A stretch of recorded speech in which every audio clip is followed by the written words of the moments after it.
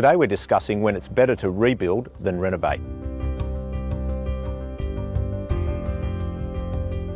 We're here in O'Connor in Canberra's inner north at the site of our latest custom home rebuild project. The owners purchased this site about 2 years ago and we've been working with them for the past 12 months along with their designer Adam Hobel in creating a replacement for this existing house, a single level mid-century inspired design with some interesting characteristics that we'll have a look at as construction gets underway. The new mid-century modern inspired design has some interesting characteristics, some use of stone walls, an internal courtyard to bring light and ventilation into some of the rear areas of the house, and a really generous north-facing living and master bedroom area. We've now got approvals and everyone's fairly keen to get going, and the first step in that is the demolition component. We're just organising temporary fencing for site security and disconnecting some of the services. Following that, we'll get going with the first component, asbestos removal. If your house has been built before around 1987, there's a high likelihood it has asbestos in it. We've just had an asbestos survey of this house as is required, and they've found asbestos components in the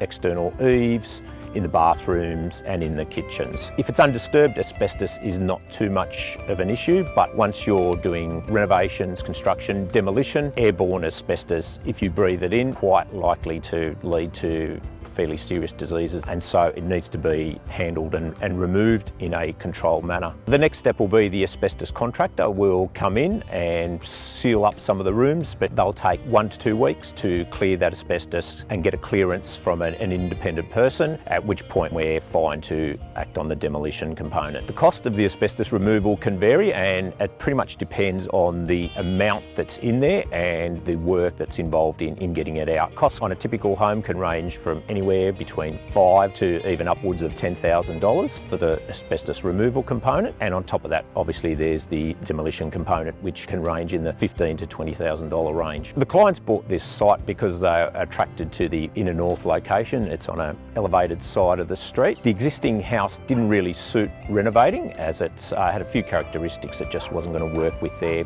brief and requirements. The long sides of the existing house face east and west, and so it didn't really have the scope to have that nice northern aspect that they wanted in their living areas. And whilst the bones of the existing house are fairly good, it's fairly solid, stuff like bathrooms, kitchens, heating, cooling, plumbing, wiring is all getting fairly decrepit and would have all needed replacing at a fairly substantial cost. One of the reasons why we're doing the demolition and the build component for the clients is that you need a building approval before you can go and knock down the existing house. So you really have to have considered and have approved that new design before you can actually go and get the demolition approved for the existing one. In this case, the designer Adam Hobel worked to the planning rules, and so the development is what's classified as exempt, fits within all the planning parameters in terms of setbacks and overshadowing of neighbours, so that it didn't need a full notification process and planning approvals. If the development is not exempt, the approval process can run from